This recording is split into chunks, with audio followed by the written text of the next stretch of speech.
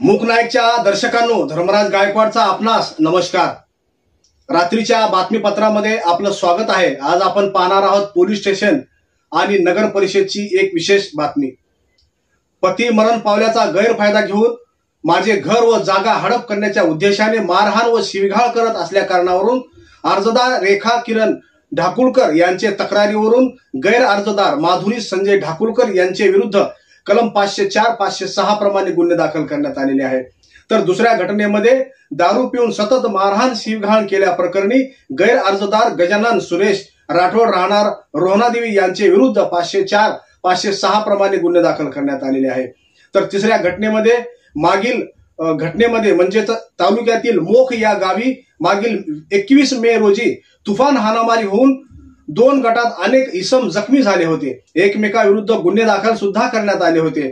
तर दुसऱ्या गटातील अर्जदार लक्ष्मण कनिराम जाधव राहणार मोख यांच्या फिर्यादीवरून गैर अर्जदार श्रावण चापला राठोड, किरण श्रावण राठोड, पंडित चापला राठोड, निलेश श्रावण राठोड, गजानन विलास राठोड, लक्ष्मण चापला राठोड, सुलाबाई श्रावण राठोड यांचे विरुद्ध कलम 143 147 148 149 323 324 326 504 506 प्रमाणे गुन्हे दाखल करण्यात आलेले आहेत।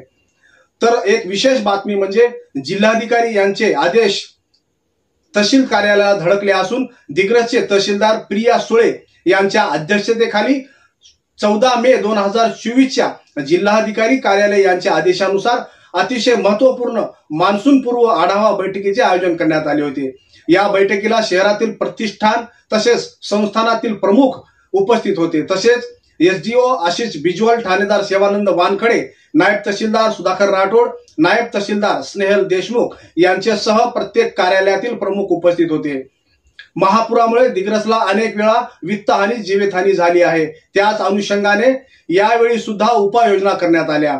उपस्थितांपैकी डॉक्टर प्रदीप मेहता यांनी सर्वांचे लक्ष वेधून घेत नदी पात्रातील जलपर्णी आणि घाण तसेच वेगवेगळ्या ठिकाणी साचलेला मलबा काढावे, अन्यथा शहरामध्ये पुन्हा महापुराचा एक आतंक निर्माण होऊ शकतो असे म्हणत डॉक्टर प्रदीप मेहता यांनी त्या नदी पात्राला सुरळीत करण्यात यावे असे सुद्धा या आढावा बैठकीमध्ये सूचित करण्यात आले।